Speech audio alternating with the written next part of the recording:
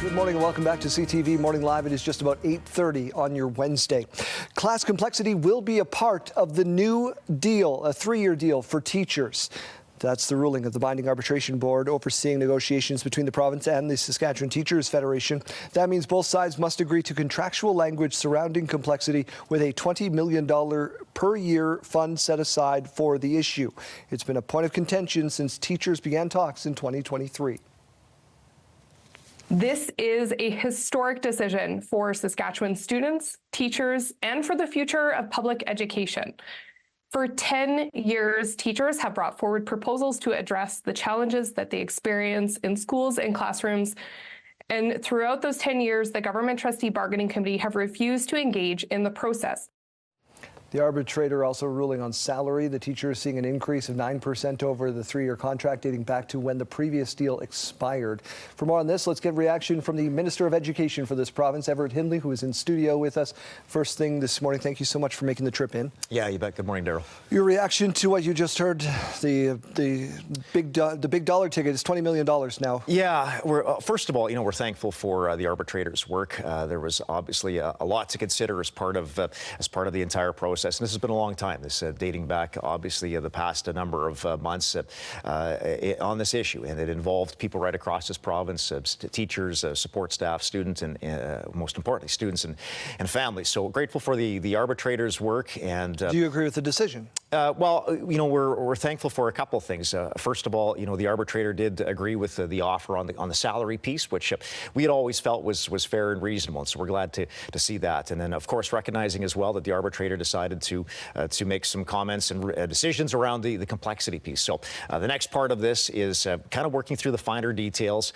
and over the next number of days as the deal needs to be ratified, but working between both sides to try and hammer through that language. I asked Samantha Beacott, the STF president, this morning the same thing. How do you push this whole deal across the goal line? Yeah, a great question. And I think, we're anxious to be able to do that again. We're looking at it. I had a chance to go through the reports fully yesterday. Our officials and our team are looking at it as well. Again, we're looking forward to collaborating, making sure that we're working in the best interest of students right across this province. And I think all sides really recognize that we do have some challenges. Why, we as a government, we put some significant dollars towards education over the past number of years. It's why we're getting into things, as we've talked about in the throne speech, about, a renewed focus on K-3 literacy, on expanding the specialized support classroom project, pilot project as well, focus on the provincial education plan. These are all things that are, I think, important. So we're really focused on making sure that we're doing the best we can for our students. I don't think anybody's going to argue the importance of education, especially in our young children that we're taking to our fine facilities. Some taxpayers might question the dollars and what this is going to do for the budget. Yeah, and that's part of the conversation as well. So we'll be tabling a provincial budget 2 weeks from today. In this current budget, we had a record funding investment into the area of education. We want to continue to build upon that education sector, and that includes on the capital side, as we said, we're trying to address classroom size issues and some of the pressures we're facing.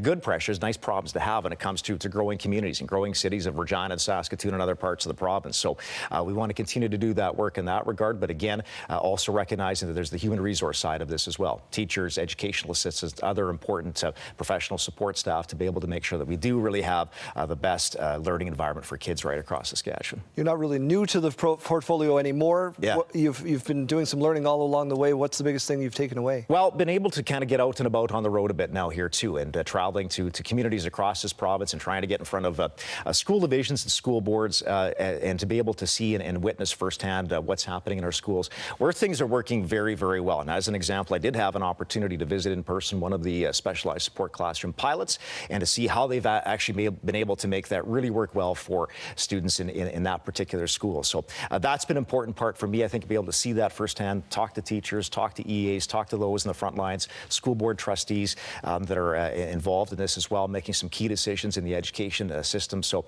I think that's what I've been seeing most of all, and I think really a willingness from everybody to want to try to collaborate and do the best we can. Well, we certainly wish you the best of luck hammering out that budget. You bet. Thanks, Daryl. Everett Hindley.